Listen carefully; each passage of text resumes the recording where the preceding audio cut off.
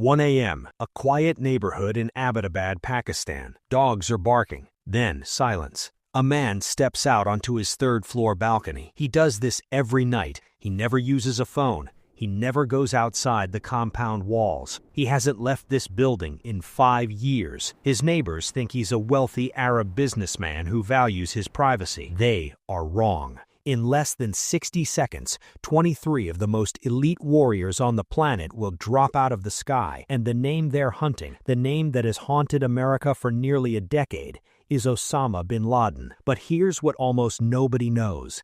This mission came within a razor's edge of complete disaster. Before a single bullet was fired, the entire operation nearly collapsed in the most unexpected way imaginable. This is that story. Let's go back to September 11, 2001.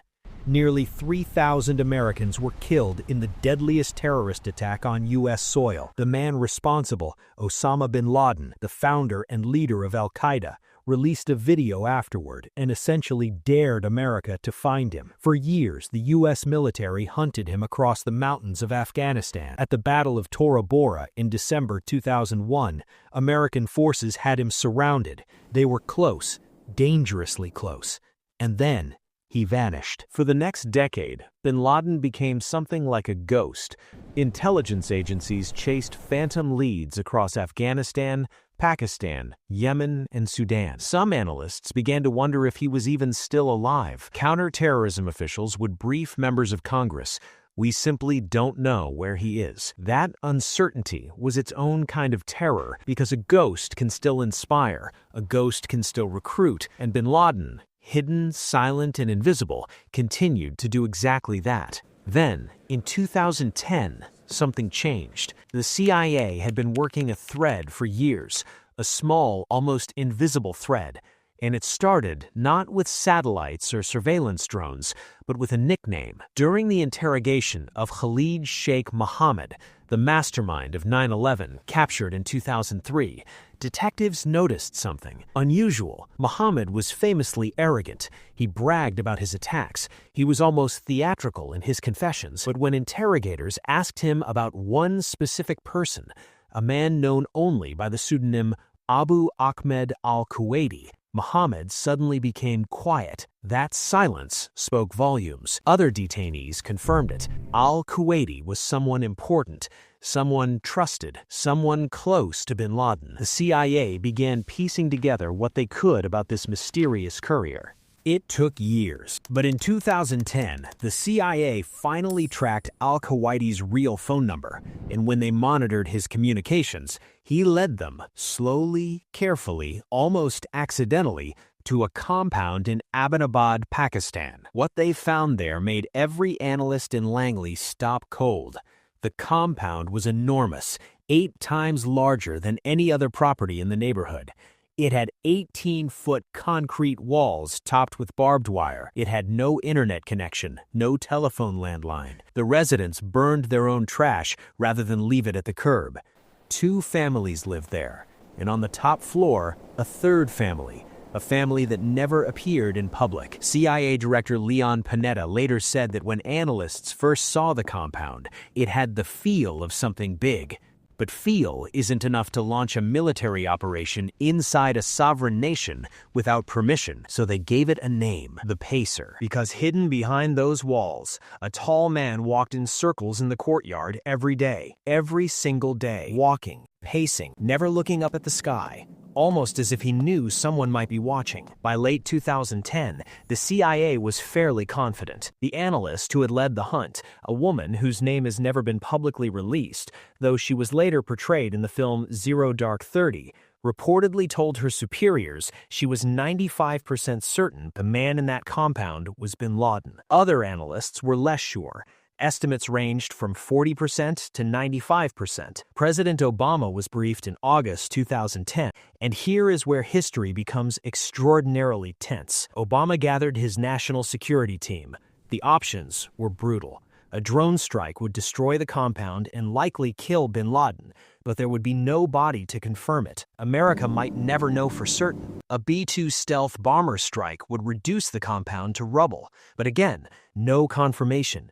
and the potential for massive collateral damage in a residential neighborhood. The third option was the most dangerous. Send in special operations forces. Go in directly. Take the risk of a firefight, a crash, a diplomatic catastrophe. Go into Pakistan, a nuclear-armed nation and ostensible U.S. ally, without telling them. Because here was the unspeakable part. Nobody trusted Pakistan with this information. The fear inside the White House was very real. If Pakistani intelligence, the ISI, learned about the raid in advance, would they tip off bin Laden? The fact that bin Laden had been living for years in Abbottabad, a military garrison city, home to Pakistan's equivalent of West Point, was deeply suspicious. The question of whether Pakistani officials knew he was there has never been fully answered. Obama made his decision. They would send in SEAL Team 6, officially known as the Naval Special Warfare Development Group, or DevGRU. Vice President Biden was against it. So was Secretary of Defense Robert Gates. Initially, the chairman of the Joint Chiefs, Admiral Mike Mullen, later recalled that the room was deeply divided. Obama listened to everyone, and then he said he'd sleep on it. The next morning, he gave the order. SEAL Team 6 operators were told they were preparing for a practice run on a mock compound built in the deserts of Nevada and North Carolina. The compound was constructed to exact dimensions, every wall, every door, every room replicated in detail. They ran the mission over and over again, in daylight, at night, in the rain, with every possible variable accounted for. They were told their target was a high-value individual. Most of them guessed it was bin Laden, but officially they were given no name. The plan, 2 Black Hawk helicopters, modified with classified stealth technology to reduce their radar signature and noise, would carry 23 SEALs, a CIA interpreter, and a military dog named Cairo into the compound. A backup force would wait at the Afghan border. The mission would last no more than 30 minutes. What could go wrong? As it turned out, almost everything. At 11 p.m. local time, 2 Blackhawks lifted off from Jalalabad Air Base in Afghanistan and crossed the border into Pakistan, flying low, flying dark, flying silent. The pilots were some of the most skilled aviators in the military. They had trained specifically for this compound. They knew every inch of the flight path. And then, disaster. As the first helicopter approached the compound, it hit what's known as a vortex ring state, a catastrophic aerodynamic phenomenon where a helicopter essentially loses lift. The aircraft began to spin. The tail clipped the compound wall. The Blackhawk crashed. Inside the compound, a woman screamed. Dogs barked. Lights flickered on across the neighborhood. For a few terrifying seconds, the entire operation hung in the balance. The SEALs inside the crashed helicopter were shaken, but alive. They immediately executed their contingency plan. They blew the aircraft's tail section and continued the mission on foot. There was no turning back now. The second helicopter landed outside the compound wall. SEALs breached the gate.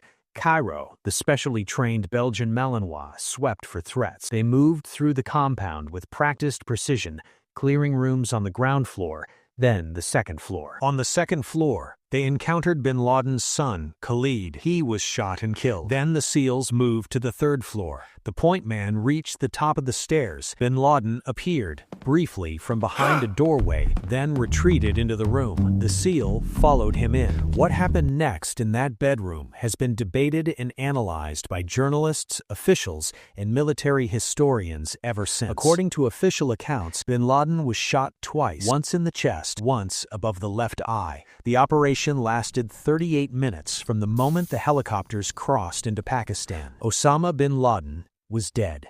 The SEALs took biometric data, fingerprints, photographs, DNA samples. Within hours, a DNA comparison with samples taken from bin Laden's family confirmed his identity with near absolute certainty. Back in Washington, President Obama and his national security team had been watching via a live feed from a drone circling overhead as the mission unfolded. The now iconic photograph shows Obama, Secretary of State Hillary Clinton, and a room full of the most powerful people in the U.S. government, all sitting in complete, breathless tension. When confirmation came through, there was no celebration. Not immediately. Hillary Clinton later recalled that her hand went to her mouth. Obama sat back quietly. The weight of what had just happened was almost incomprehensible. At 11:35 p.m. Eastern Time on May 1, 2011, President Obama walked into the East Room of the White House and made an announcement that stopped the world. Tonight, I can report to the American people and to the world that the United States has conducted an operation that killed Osama bin Laden, the leader of al-Qaeda and a terrorist who was responsible for the murder of thousands of innocent men, women, and children. Within minutes, crowds gathered spontaneously outside the White House and at Ground Zero in New York City. Americans who had carried the grief of September 11th for nearly 10 years stood together in the streets, unable to fully process what they were hearing. For some, it was relief. For others, it was grief resurfacing, a reminder of everyone lost. For the families of 9/11 victims, it was complicated, profound. Some said they felt closure. Others said nothing would ever bring closure. One Gold Star family member who lost a son on 9/11 told reporters that when she heard the news, she went outside and sat alone on her porch in the dark, and she cried. Not from happiness, not from sadness exactly, but from something she couldn't name. Bin Laden's body was washed and wrapped in a white sheet, according to Islamic burial tradition. Within hours of the raid, he was buried at sea from the USS Carl Vinson in the North Arabian Sea. The decision was deliberate. No gravesite could become a shrine. No location could become a pilgrimage destination for extremists. The ocean would hold the secret. But the secrets didn't end there. The modified stealth Black Hawk that crashed in the compound remained largely intact. Before leaving, the SEALs destroyed it with explosives, but the tail section, which had clipped the wall, lay outside the compound in plain view. Pakistani intelligence and military officials swarmed the crash site within hours and reportedly shared parts of the wreckage with Chinese military engineers. The classified stealth technology on that helicopter, technology that had never been publicly acknowledged to even exist, may have been compromised. And then there was Pakistan. Pakistani officials were furious. Their airspace had been violated. Their sovereignty had been breached. And now the entire world was asking the question that Pakistani officials most dreaded. How could the world's most wanted man live for years inside a garrison city in Pakistan without anyone knowing? Pakistani Prime Minister Yusuf Raza Gilani called it a great victory against terrorism. But privately, the U.S.-Pakistan relationship had been cracked, perhaps permanent. The truth of what Pakistani officials knew, if anything, has never been definitively established, and in intelligence circles, that question still lives in the shadows. 23 SEALs went into that compound. Every single one of them came home. But the cost of the decade-long hunt was staggering. The wars in Afghanistan and Iraq, directly linked to 9/11 and the hunt for bin Laden, cost the United States an estimated $2 trillion in thousands of American lives. And the SEAL team members themselves carry the weight of that night in ways the public rarely sees. Several operators who participated in the raid have since spoken about the psychological burden of that mission. Not guilt, but gravity. The sense that they had been part of something that would be studied and debated for generations. Robert O'Neill, who has publicly identified himself as one of the SEALs who fired the fatal shots, has spoken about the moment he came home and hugged his daughters the next morning, unable to tell them what he had done. He said it felt both enormous and strangely ordinary. That's the nature of war. That's the nature of sacrifice. Operation Neptune Spear didn't end terrorism. Al-Qaeda continued to operate. ISIS rose from the chaos of the post-9/11 world. The threats shifted and multiplied. But something did end on May 1st, 2011. The era of bin Laden's shadow. The psychological grip of a man who had made millions of Americans feel that the world had fundamentally broken. America found him in a city, behind walls, after 10 years, and the nation that had been attacked on a clear September morning proved something that its enemies had bet against. The United States of America does not forget. On a wall at CIA headquarters in Langley, Virginia, there are 137 stars carved into white marble, each one representing a CIA officer killed in service. Many of those stars were added after 9/11. None of the officers are named. Their sacrifice is anonymous by design. But somewhere in that building, the analysts who spent a decade chasing a ghost know exactly what they accomplished. And on the bottom of the North Arabian Sea, the ghost is gone. We will not tire. We will not falter. We will not fail. President George W. Bush, September 20th, 2001. And on May 1st, 2011, America kept that promise.